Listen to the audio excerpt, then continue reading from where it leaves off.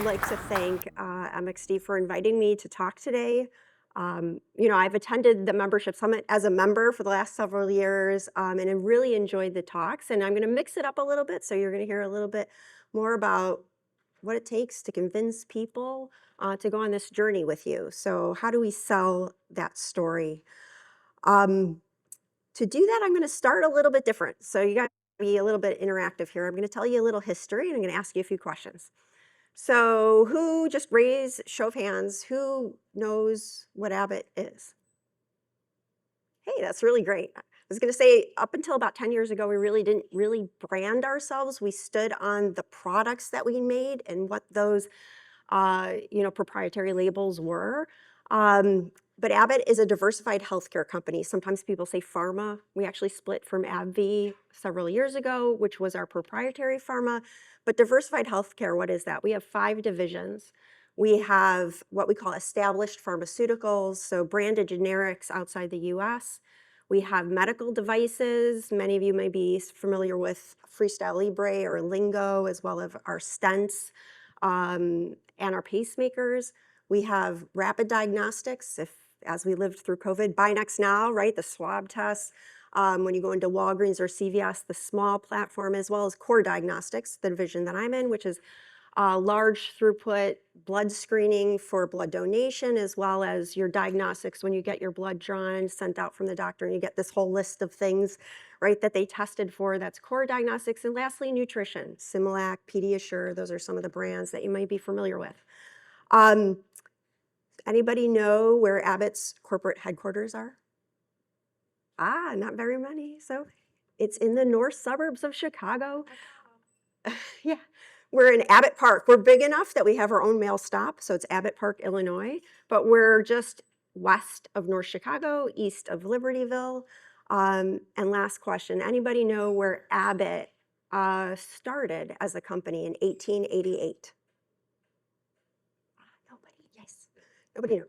Actually here in Chicago, in the Ravenswood neighborhood. And actually that house is still there. It's a historic landmark. And why am I telling you this story, right? Because at the heart of what Abbott is, we're the same company we were in 1888. When Dr. Wallace Abbott, who had a newly minted MD from the University of Michigan, go Big Ten. I'm a U of I person actually, but came to Chicago to make an impact on his patients. Unfortunately, medicine at the time didn't have the tools and wasn't up to the task of being able to do that. Medicines were often unscientific, they were ineffective, and in their worst scenario, right, they were quackery, some people used to say, right, or even detrimental to patients.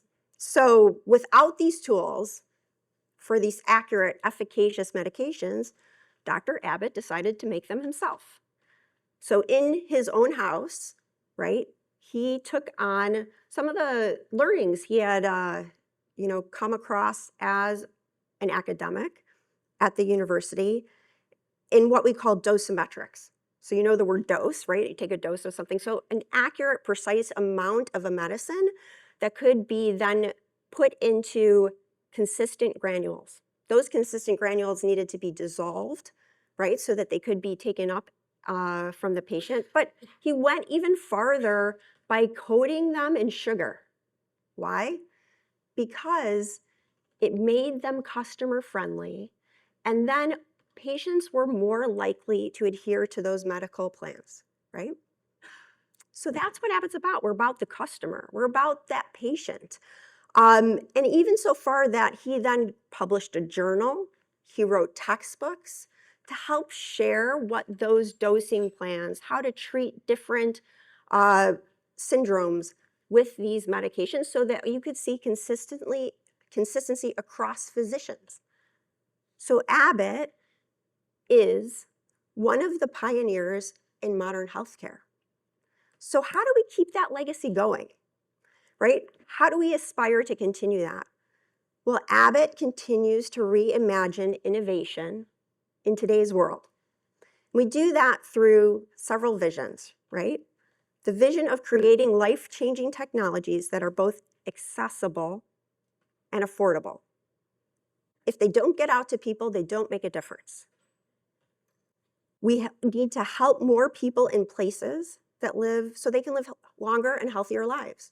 We have to be able to produce this at a scale that we can then deliver it to all patients.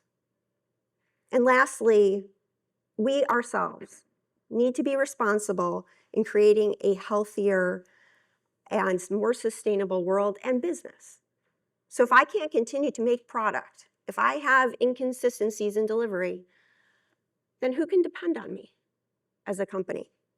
So with that in mind, I'm going to share with you how you create a thread. How do you pull together a story like we did at Abbott? Because digital transformation, I believe, is a key ingredient to that success, not just for Abbott, but for every one of you here. It's a brand new day. It's a brand new day. It's a brand new day. It's a brand new day. See the sunrise.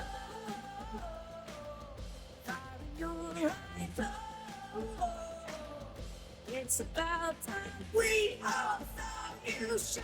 It's a brand It's a brand new day. It's a brand new day. It's a brand new day. It's a brand new day.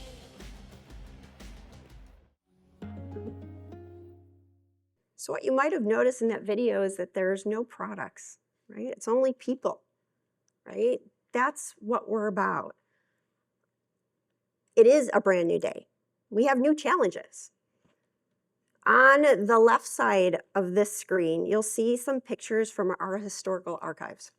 That's really what it looked like 137 years ago now in Ravenswood, in the original Abbott house and factory, right? 135 years and some of that, like that much time has passed. But look how far we've come. And then ask yourselves, what does that look like in 137 more years? How drastically different is that going to be? Being a company that's been through this, right? We have to acknowledge that change is in our DNA. We would not still be here if we didn't know how to change our business. We didn't know how to adapt. Yet we're still grounded in that mission and vision. So how do I combine those two things, right? That's actually how I ended up at MxD, right? How do I tell a story, convince the C-suite, my executives, that we need to be engaged now? We can't wait any longer to take on the commitment of changing the way we do our business, changing the way we do our manufacturing. Especially in healthcare, there's this hurdle of making change from a regulation perspective, right? How do I both blend that need for quality, that need for consistency with the need for change, right? So I had the opportunity in 2021 to be on a leadership program. Many large companies do this. We put our leaders through the courses of, hey, we need to challenge you with things. Let's have you solve a problem we don't know how to solve ourselves. So the question was, how do we accelerate Abbott's digital transformation journey in our operational space? So the team, starts talking to people. We look at the history. What have the projects before us been doing? Actually turned out, and what was a really important learning is that the 4 years prior to my year participating in the program, the GOC, which is our Global Operations Council, which is representatives from our divisional vice presidents in operations quality from each of our divisions, as well as our shared services like IT, corporate engineering.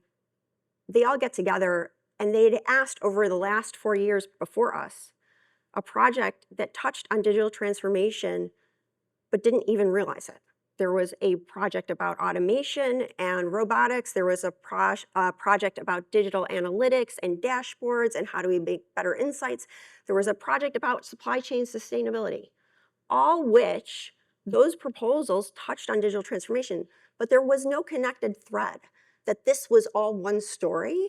And so everything was ad hoc in terms of how we were applying digital transformation. So our team took a step back and said, why are we sort of missing the larger picture here? Why are we not seeing the forest through the trees at Abbott? And the answer really came down to these 5 questions. We needed to understand as an organization, as a corporation, what was Industry 4.0? When we went out to interview many of the members of this GOC, nobody could give us the same definition. And many didn't even have any clue what we were talking about, right? That alone was a problem when you're trying to sell an initiative, a story, investment, when you're not all talking the same language. The bigger issue, though, even when you can share that, is why do I care? What is the burning platform that makes it that I want to take my CapEx dollars from this bucket to this bucket? Right? So how do you do that convincing? How do we share that burning platform? And then what does it really look like, right? Like, if I don't know what it is, it may be in front of me, it may not be in front of me. How do I see that? And then how to get my hands around that? Where do I start, right? Is a great question too. Like, where am I in maturity here? Am I at the very beginning and I need to build a early infrastructure I'm missing? Am I in the middle? What's that maturity level across all of these different areas of Abbott? And inevitably, you'll always ask the question after we answer those, now what?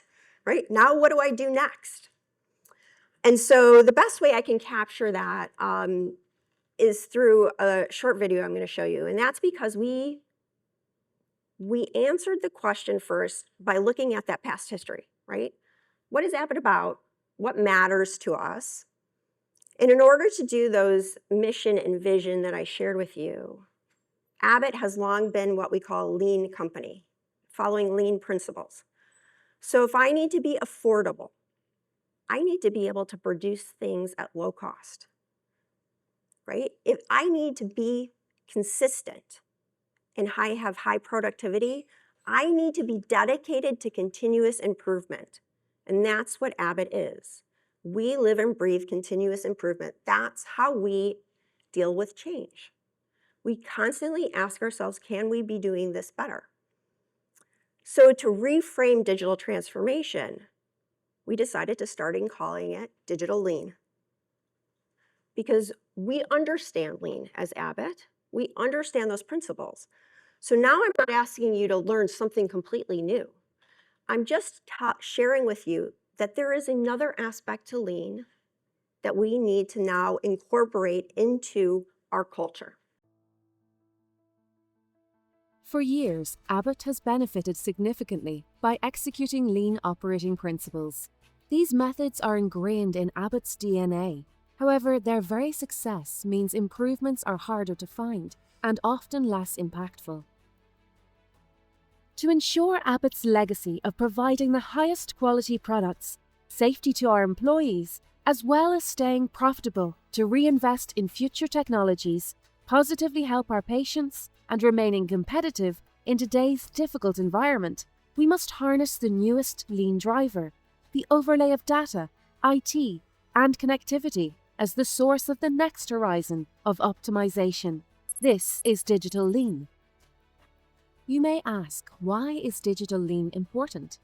It is Abbott's digital transformation North Star, illuminating the way to achieve our vision of being the world's premier healthcare company. We must aspire to be an innovator and trailblazer in human well-being through technology, a global leader in sustainability, and an undisputed leader in application of digitally integrated technologies to drive quality, efficiency, workforce development, and productivity. Applying this new dimension enhances our ability to make better informed decisions and creates the information that powers new strategies. So that happens to be one of the part of the kickoff video that we use when we bring in our teams to MxD. because it quickly sums up why this is important. Like, why should I care? That was the question. Um, but it doesn't address what it looks like. So we'll get to that next. But it helped us start talking about this initiative, Digital Transformation Industry 4.0, as digital lean, as a common language. So now when you talk across any of the divisions, or I talk to my corporation and I use the word digital lean, everybody knows what I'm talking about. They understand it's a new toolbox that I need to use to be able to drive our business the same way we've always drove our business. One of the unique things that I got out of working on this program was a tour of MxD. So I happened to be at a conference in Chicago on digital transformation, and at the end of the tour, they're like, who wants to sign up for a tour of MxD? I'm like, oh, I'll go. I have no idea what MxD is about, right? So I came here, and the same way Keith described walking on the factory floor was exactly the same impact it had on me, which was, wow, like I can take really easy solutions and generate data I've never had before on the legacy equipment that I already have instilled in my factories. I don't need a $200 million, I'm going to go crazy, data lake, right? Of all the data that's possible out of all of my buildings, all of my divisions, I need a $50 camera, right? That can look at a digital analog gauge and start generating data that I don't need now an employee to walk around my factory with a clipboard writing down what the gauge measurements are every couple hours. I just totally changed the way I'm doing my manufacturing. And now I can utilize that resource, that human being and their brain, to do something that actually people are, designed to do, not just an eye, right? And so that ended up being the next story of what I needed to pitch and tell at at Abbott, right? Which is that when we looked across all of the lighthouse companies, and if anybody is familiar with the World Economic Forum, the term lighthouse company are a set of companies that are on the forefront of how they're applying digital transformation in their operational spaces. They get evaluated, and so we talked to many of them. They are committed to sharing what they've done in that space. And what we found is there was a common thread across all of those companies. They all had a digital experience center. They had an opportunity for their employees and their leaderships to what I call touch and feel real use cases, right? So it's no longer a out there concept. It's in front of you. It's exactly what we were talking about on the factory floor. It's to being able to realize that I can take this experience and I can bring it back to my job, and I actually now understand how I apply that in my work, right? This isn't a top-down initiative. This is everybody initiative. Everybody needs to understand that it's their role to incorporate this assets, these tools, right, into their work to make it better. And so they then go back to their organizations and become change agents, right, if they have these experiences. So I pitched to the GOC, to my executive management. Abbott's in Chicago, MxD is in Chicago, right? This is a unique opportunity where MxD, which consistently has new demos, is up to date on what's possible, to leverage that opportunity to make the factory floor part of our digital experience at Abbott. And that's exactly what we did. And the plus to all of that, not just the digital experience tours, is that the burning platform of why should I care at Abbott is the same burning platform for every one of you. And Keith touched on it a little bit, right? Those are the same issues, workforce, right? We all have an impending workforce problem if you don't already have it. And I can share that with you because I have three boys. My husband's my fourth boy, but three boys, 22, 19, and 16, right? I can't remember the last time they picked up a textbook. And if you ask them to come in and train on a 100-page paper document or manufacture over on that, they'd be like, excuse me? I can't even remember the last time they did something like that, right? Like, so what are we asking for if we don't already have a vision and a roadmap to get to electronic manufacturing? To understand how to train through videos. I mean, they're constantly, I'm always like, put your phone down, right? Constantly watching it. And they're not watching a 2-hour movie. They're watching 15 minutes or 3 minutes, right? Tiny little segments of information. That's how they're processing, right?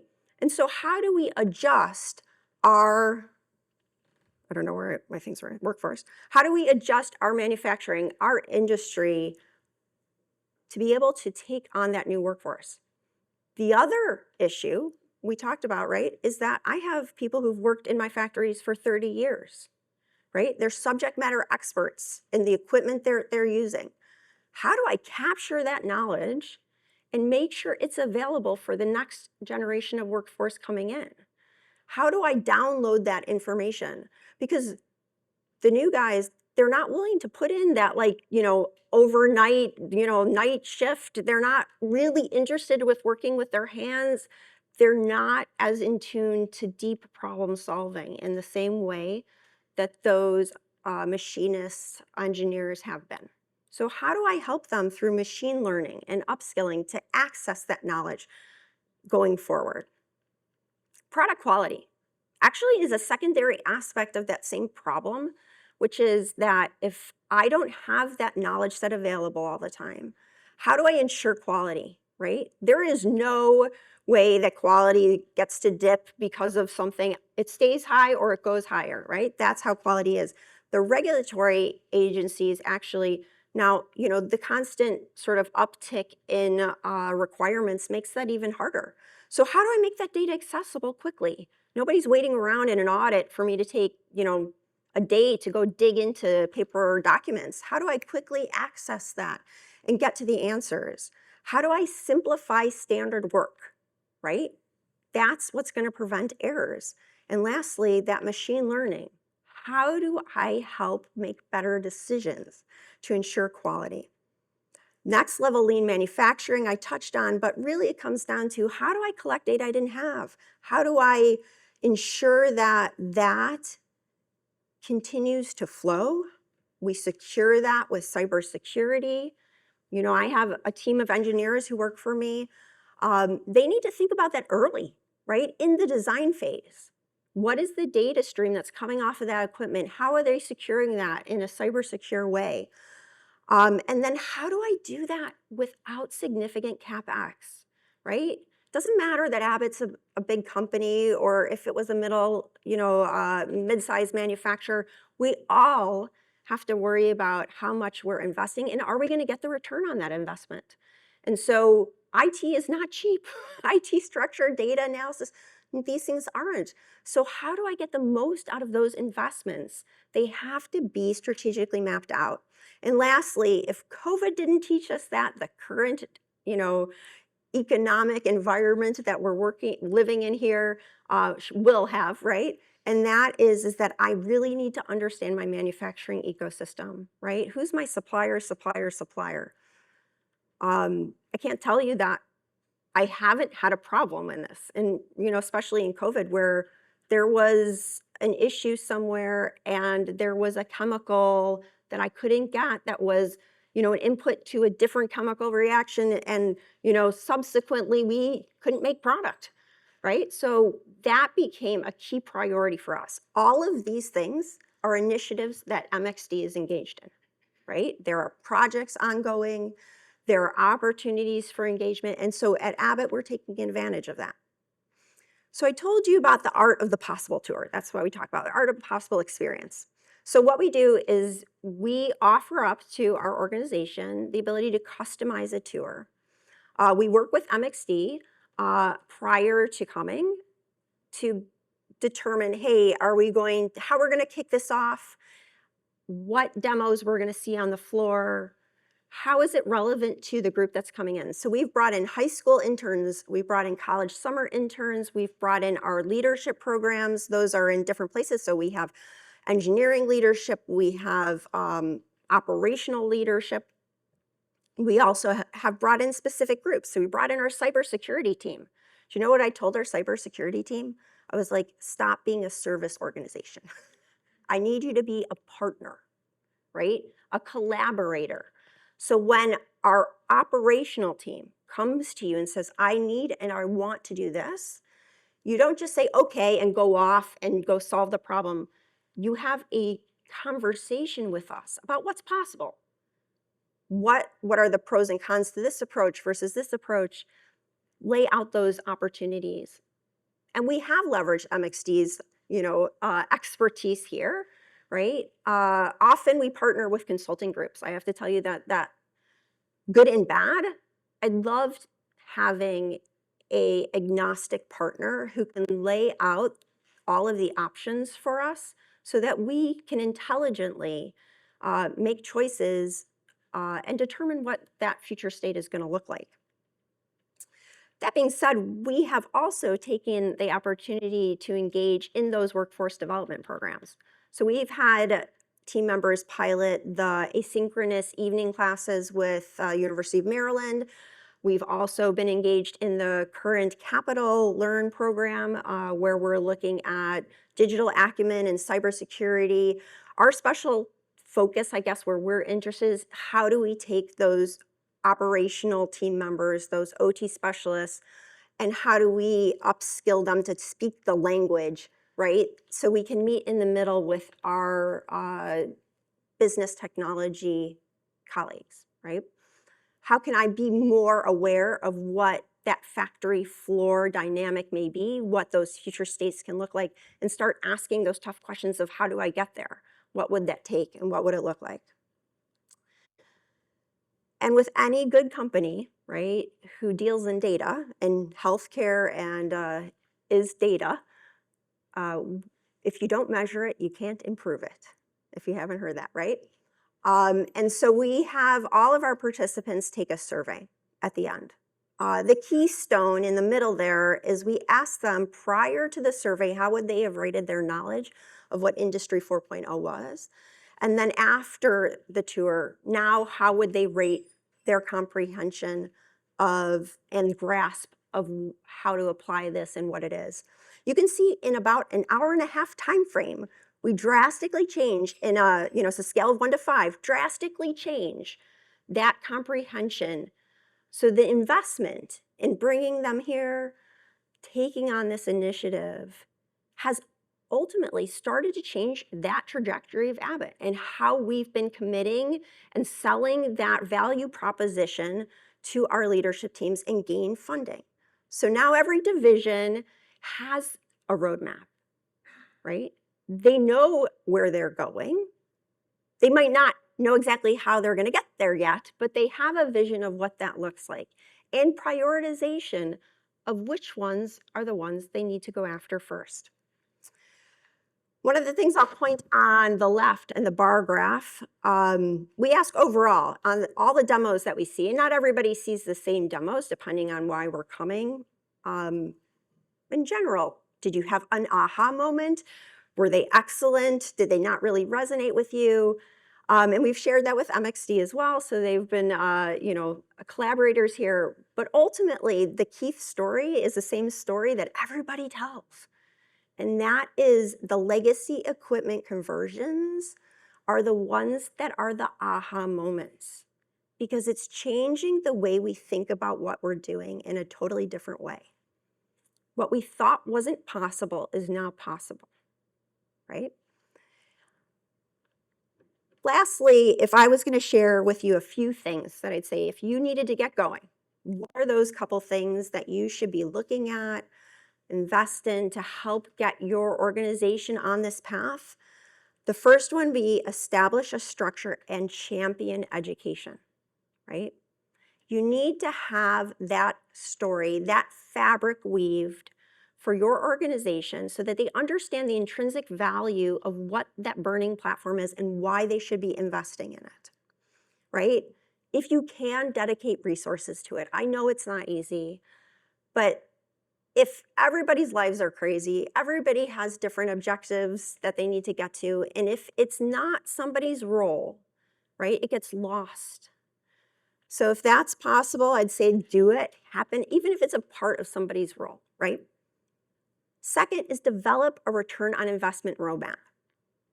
Why is this important? Because why would I invest in something if I'm not getting anything back, right? That's always going to be the question. What is the return on me investing in this? This often is the roadblock because it's hard for people to describe what the return is if it's something they haven't done yet. That's the advantage of a member ecosystem. Share what you've done with others, how you've sold that, what does it look like in after the implementation. That helps us all describe that, calculate that for our own businesses. Abbott, we chose to use an assessment framework called SERI, which is the Smart Industry Readiness Index. It also comes out of the World Economic Forum. I know MxD is working on an assessment as well. The intent of an assessment, it helps you go understand where you've started and where you're going and are you making progress, but it's not a map, right? Like it's just a tool. But what it does help you define, especially SERI, is where should the first investments be and how will that continue to move you along the journey that you need to get to? What's the most important thing for your business? What's important for Abbott and our mission and values may not be the same for your business, right? So what is important for you to move your business, to differentiate yourself, to stay competitive in the space you're in? And then how do I quickest get return? So I'm going to say this, virtuous cycle of investment, which means that I need to show return as soon as possible so that I've now shown that I can be trusted with more investment, right? And that gains more investment. So if you pick an opportunity that's 2 to 3 years out, boy, that's a long time to wait before you get your next opportunity. So find something where you can make a difference right now.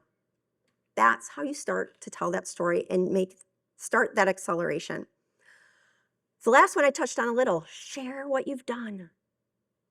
Talk to others, talk within your organization. Abbott's a big company. I told you it's 5 divisions. The first thing that happened was people started talking to each other, right? In each division, right? And we started realizing we were doing the same things. And had we combined efforts at the beginning, right, it would have lowered the investment profile so that the return would have been greater. So what we accelerated the return, right? So instead of just sharing afterwards, we started talking to each other before we did stuff. So we said, hey, I'm looking at this vision system to look at defect tracking over here in nutrition. Do you have a need for it in diagnostics? Absolutely. Let's do that together. Let's work on the same solution and apply that in the same place. So that's what changed the game for us. That's what we're seeing as positive benefit at Abbott. And lastly, I would be remiss to say that the story at the end is not about tools. It's not about technology, and it's not about processes. It's about people, right? People are what are going to make or change your ability to execute and successfully move your business on this journey. So please bring them along with you. Take them on these experiences, and good luck, and thank you. Are there any questions? Happy to. I always walk too far back and I hit the. Just curious, Yeah. I know you're with your roadmap. I think it's very impressive. Are you looking at incorporating private 5G as part of your infrastructure in your facilities? So I would say just like the DoD, we have businesses that I would say Abbott is both initial infrastructure, right? I'm part of a business that was born out of Abbott, but we also have acquisitions. We have other places. And I will tell you one of the things that are really interesting, even just in general, Wi-Fi, right? If I'm in a really thick brick cinder block building, right, I don't get good Wi-Fi signal. So it's the same reason that not every application is appropriate or needed in every area. In general, 5G is very, I would say, appealing where we can do it, in the sense of I need the security, which is something that Abbott is very, conscientious of making sure that I have that.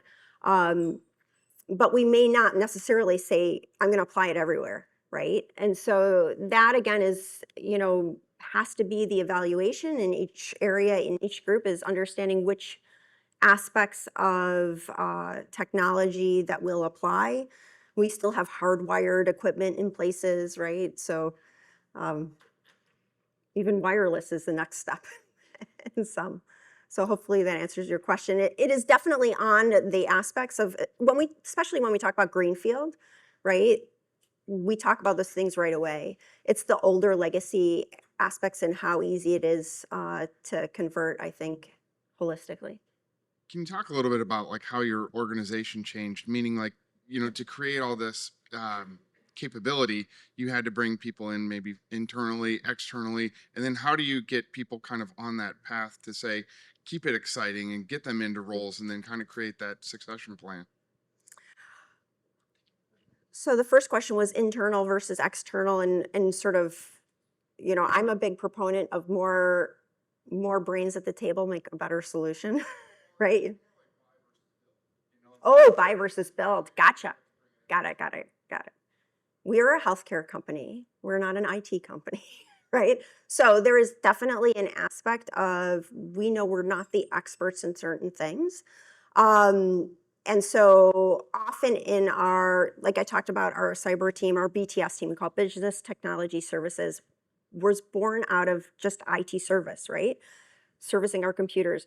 And yet then everything changed on us, right? And now we need to have business technology services that knows how to think about AI, who knows how to partner with Cognizant, who knows how to partner with Cisco, right? How do we bring in all of that, those partners, that infrastructure, and weave that into something that makes sense for our business? So many of it has been through partnerships. I would say internally, more of the digital transformation that's internal is product related. So like, how am I thinking about data through my product lines?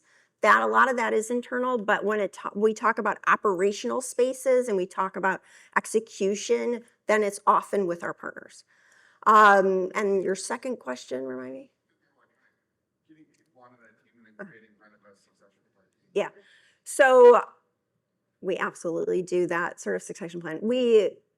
These leadership programs are part of that story, right? Which is exposing people to sort of step outside their current role and delve into areas that they're not familiar with, right? So prior to being on that leadership program, I really didn't have much background in digital transformation, right? I was I'm a microbiologist, but process engineering, right? How do I make large scale bacterial growth? How do I make that into an assay that's going to test your blood, right? Like, so I didn't really think about the larger factory infrastructure before that, right? And yet now I'm helping lead this, right? So often when we think about good thinkers, any of us, right? We have the ability to take on other thoughts, right? We can think, we can expand. Actually, that is what motivates. So when I think about succession, you take anybody, you say, you want to learn something else? What would you like to learn, right? That's what invigorates people, is learning something new that they then can take and run with and apply and make their lives better, or see how they can apply that to make their business or things they value better. So typically, we have people coming into these spaces that weren't grown out of those spaces, right? And it's through these programs, through this exposure, like at MxD, that we see that kind of growth out of people and recognize it and sort of pluck them up, and then help them find other ways to explore it. Hi. You talked about quick wins, like finding that success through short-term ROI. Do you have examples of projects that were successful having quick wins? So sensors, I'm going to go after sensors. Actually, the pilot in our program, so these programs, typically we all have to show value. Like, and actually the ones that are the most successful are the ones that do it within the 9-month time frame we have. And what we ended up doing is putting on puck sensors to some of our equipment for preventative maintenance, right? So we had a couple businesses, I'm not going to share which ones, but that have to be 24/7, right? That they are meeting a demand that's so high that they really can't have unplanned downtime. And every hour of unplanned downtime is significant risk to our supply chain and the customers and the patients on the back end, right? And so being able to schedule ahead of time when we think an instrument may go down and then taking it down within the cycle that we can control is a huge advantage to that business. So with, I think it was a couple $1,000s worth of puck sensors, we were able to bypass that and show the value right away. And that was in a, a couple month period. Thank you.